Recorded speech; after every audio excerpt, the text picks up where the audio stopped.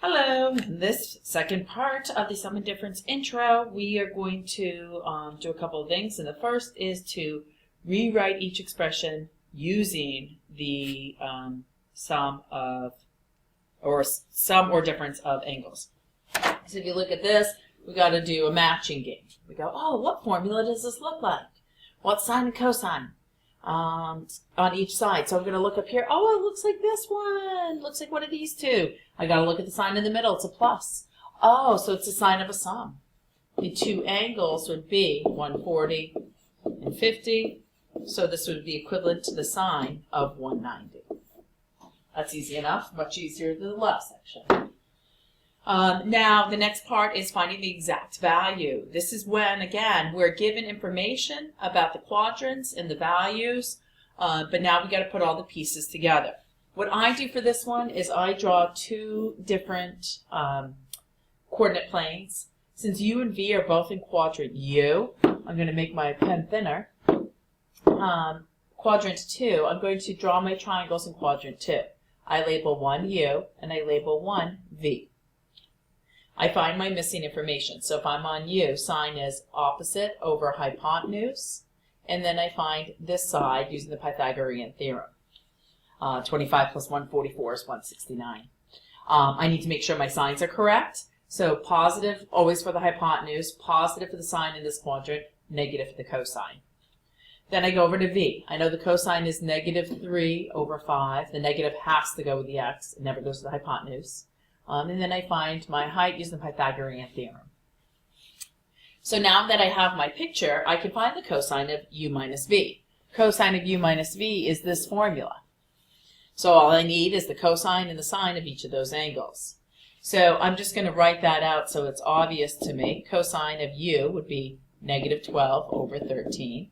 Sine of u is going to be 5 over 13.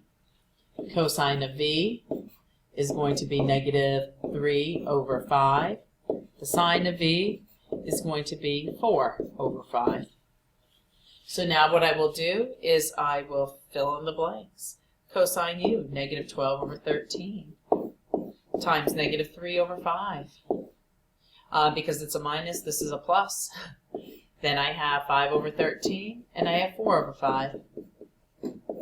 I'll multiply to get 36 over 13 times 5 is 65, plus 20 over 65, which gives me 56 over 65, and that is my value.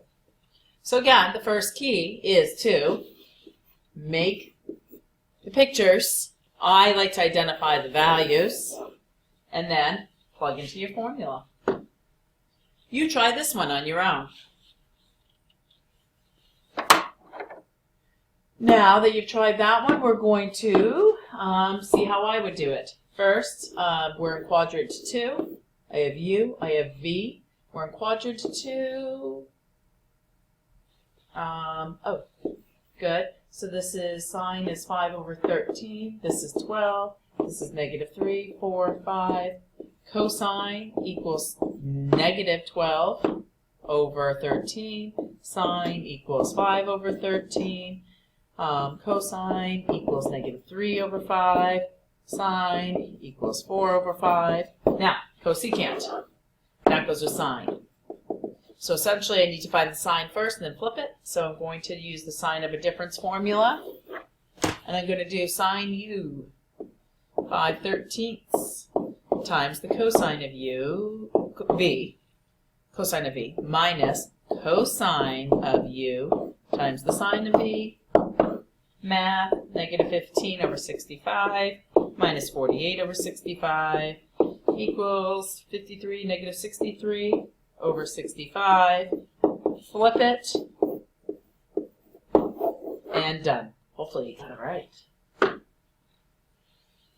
All right, the plugging and chugging is done. Now we've got to verify an identity. This goes back to one of our earlier units where we're proving that this equals this.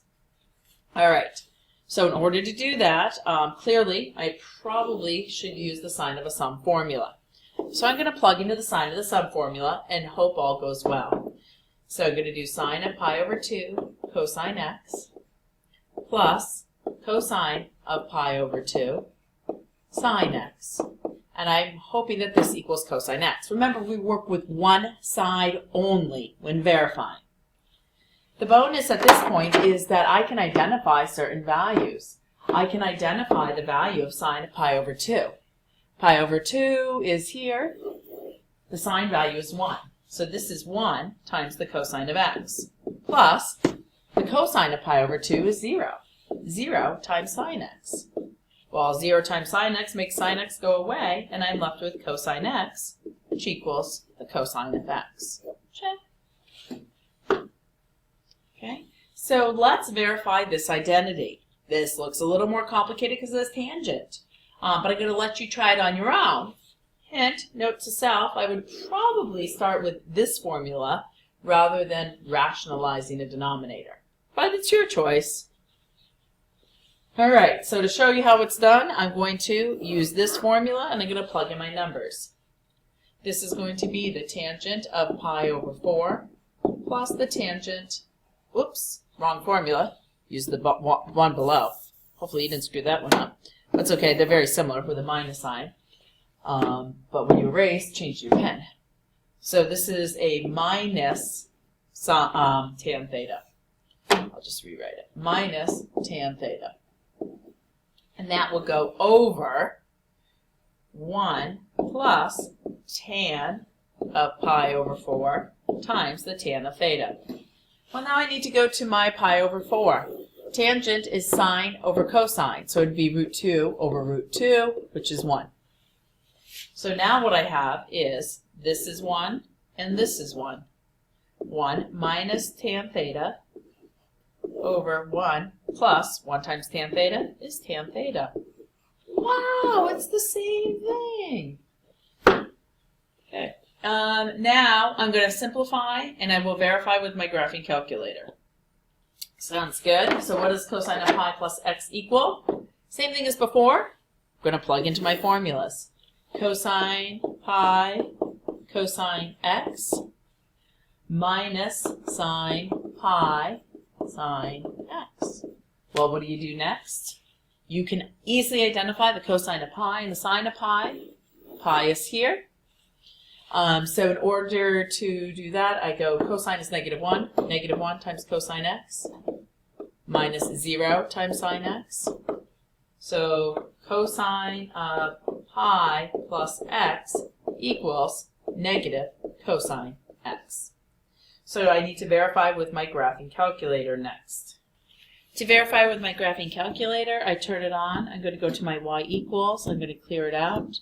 I'm going to enter in the cosine of pi, which is second caret plus x. And I'm also going to enter in negative cosine of x. I'm going to make this one a solid line so we can see it. I'm going to check my mode first. I'm in radians. So my window, I'm going to go from -6 to 6. And I'm going to go from -2 to 2. Whoops. To 2 on my y. I'm going to hit graph. And I see my first function. And then I see my second function. Notice that they are identical. Let me just, for giggles, I know I'm using pi, so I should be in radians, but if I changed it to degrees, okay, I would have to change my window to match -360 to 360. I'm going to hit graph again. Should change my axes too. There's my first graph, and there's my second graph. So does it make a difference which mode you're in? Yes, Miss Honored, it does. Okay. So mode radians. Good.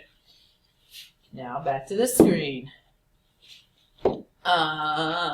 So find all solutions. This is when we're solving trigonometric equations. So again, the first thing that this screams to me is maybe I should use these formulas. So I'm going to make my pen thinner because it looks like it's a lot more. I'm going to do sine x cosine of pi over 6 plus cosine x sine of pi over 6 minus this big jazz over here, which is going to be sine x cosine pi over 6 minus cosine x sine pi over 6. And this should equal 1/2. Fortunately for me, pi over 6 is right here. The sine is 1/2. So I'm going to have 1/2. Oops. 1/2. Cosine is root 3 over 2. Sorry. Root 3 over 2. So the cosine is root 3 over 2 sine x plus the sine is 1/2. 1/2 cosine x minus, leaving the parentheses, again the cosine is root 3 over 2 sine x, and then the sine is, minus 1/2 cosine x equals 1/2. Next, I'm going to distribute my negative. So I'm going to simply rewrite this, make sure that's an obvious plus, minus root 3 over 2 sine x. Distribute my negative, makes it a positive 1/2 cosine x. This is nice because these two cancel, so I'm left with a half cosine and another half cosine. Half and a half makes a whole cosine, so cosine x equals 1/2. Now, wasn't that easy? I just need to go in my unit circle and find where the cosine equals 1/2. Pi thirds, and then down in this quadrant at 5 pi thirds. I'm on this interval, so I do not want all solutions. So it's pi thirds and 5 pi thirds. And that is the end of your video.